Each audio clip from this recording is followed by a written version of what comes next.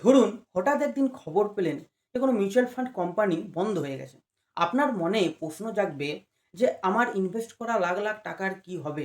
আজকের ভিডিওতে আমি এটা সম্বন্ধে স্টেপ বাই স্টেপ বলবো, যাতে আপনি নিশ্চিন্তে ইনভেস্ট করতে পারেন। নমস্কার, আমি অনিক চ্যাটার্জি, একজন NSM certified mutual fund distributor. অনেকেই কিন্তু আমাকে এই কোশ্চেনটা করেন, তাই এই ভিডিওতে এটা সম্বন্ধে বিশদে আলোচনা করব। প্রথমেই কিন্তু মাথায় রাখতে হবে, কোনো এএমসি বা মিউচুয়াল ফান্ড কোম্পানি আপনার টাকা নিজের কাছে রাখে না বা ব্যাংক অ্যাকাউন্টেও রাখে না। এটা পুরোপুরি একটা স্ট্রাকচারাল ওয়েতে কাজ করে। এএমসি শুধুমাত্র আপনার টাকাটা ম্যানেজ করে আর কোথায় ইনভেস্ট হবে সেটা ঠিক করে।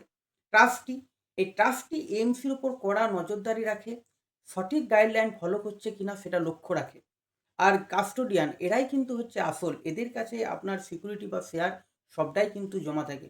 তাই মিউচুয়াল ফান্ড কোম্পানি বন্ধ হয়ে গেলেও আপনার টাকা হারিয়ে যাওয়ার কোনো ভয় নেই। এক্ষেত্রে মিউচুয়াল ফান্ড কোম্পানি বন্ধ হয়ে গেলে সাধারণত ৩ টে ঘটনা ঘটে। একটা হচ্ছে ফান্ড অ্যাকুইজিশন বা মার্জার।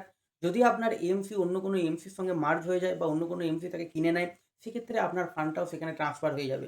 ২ হচ্ছে ফান্ড ওয়াইন্ড আপ। যদি আপনার এএমসিকে কেউ না কেনে, বন্ধ হয়ে যায়, সেক্ষেত্রে সেবি ফান্ডগুলোকে ওয়াইন্ড আপ করে দেয় এবং লাস্ট ন্যাব অনুযায়ী আপনাকে টাকা রিটার্ন দেয়। আর ৩ হচ্ছে সেবির হস্তক্ষেপ। এই সবকিছুই হয় কিন্তু সেবির কড়া নজরদারিতে। এরকম উদাহরণ আমরা অতীতেও কিন্তু দেখতে পেয়েছি। ২০২০ সালে ২৩শে এপ্রিল ফ্র্যাঙ্কলিন টেম্পটেশন কোম্পানি ৬টা বন্ধ করে দিয়েছিল। সেক্ষেত্রে প্রায় ৩,০০,০০০ ইনভেস্টরের ৩০,০০০ কোটি টাকা ফেঁসেছিল। যেহেতু এটা কোভিডের টাইম ছিল এবং লিকুইডিটি ক্রাইসিস ছিল, তাই কোম্পানি ইউনিট হোল্ডারের টাকা বাঁচানোর শেষ চেষ্টাটুকু করেছিল। পরে সেবি এই ফ্র্যাঙ্কলিন টেম্পটেশন কোম্পানিকে প্রায় ৫,০০,০০,০০০ টাকা জরিমানা করে এবং তার ট্রাস্টি কোম্পানিকে প্রায় ৩,০০,০০,০০০ টাকা জরিমানা করে এবং সুপ্রিম কোর্টের নির্দেশে এসবিআই মিউচুয়াল ফান্ডকে এটা তদারকি করতে বলা হয়। এবং ২০২১ সালের মাঝামাঝি সময়ে সেবির নজরদারিতে এসবিআই মিউচুয়াল ফান্ডের টাকা ফেরত দেয়। এক্ষেত্রে আমি বলব না পুরো টাকাটাই সেফ, যেহেতু এটা ডেট ফান্ডে ছিল এবং কিছু রিস্কি বন্ডের জন্য অনেকের হয়তো কিছু টাকা ক্ষয়ক্ষতি হয়েছিল এবং এটা টাকাটা রিটার্ন পেতেও একটু লম্বা সময় লেগেছিল।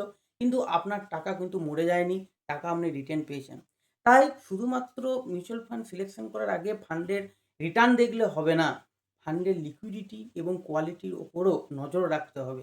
ফিনান্সিয়াল দিক দিয়ে সঠিক অ্যাওয়ারনেস পেতে স্মার্ট ইনভেস্টমেন্ট উইথ চ্যানেলটাকে সাবস্ক্রাইব, লাইক, শেয়ার এবং কমেন্ট করুন।